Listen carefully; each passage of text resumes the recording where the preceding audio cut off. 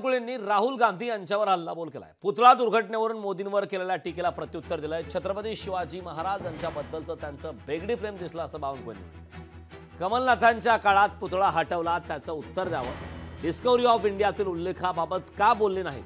चंद्रशेखर बावनकुळे यांनी राहुल गांधींना सवाल केला। राहुल गांधी महाराष्ट्रात अराजकता पसरवण्याचा प्रयत्न करतायत असं हे त्यांनी म्हटलं। प्रधानमंत्री जी ने किस कारण माफी मांगी? अलग अलग कारण हो सकते हैं। पहला कारण हो सकता है कि ये जो मूर्ति थी इसका कॉन्ट्रैक्ट आरएसएस के एक व्यक्ति को दी गई। पहला कारण यह हो सकता है। शायद प्रधानमंत्री जी कह रहे हैं कि नहीं, मैंने गलती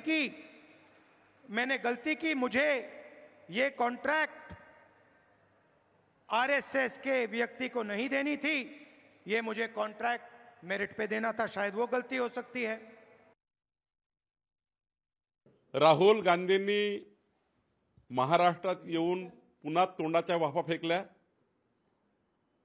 जहरी टीका केली जी अपेक्षित नव्हती।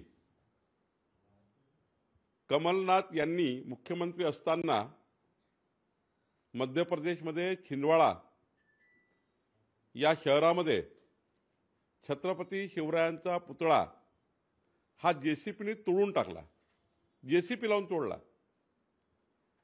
राहुल गांधी याचं उत्तर देतील का?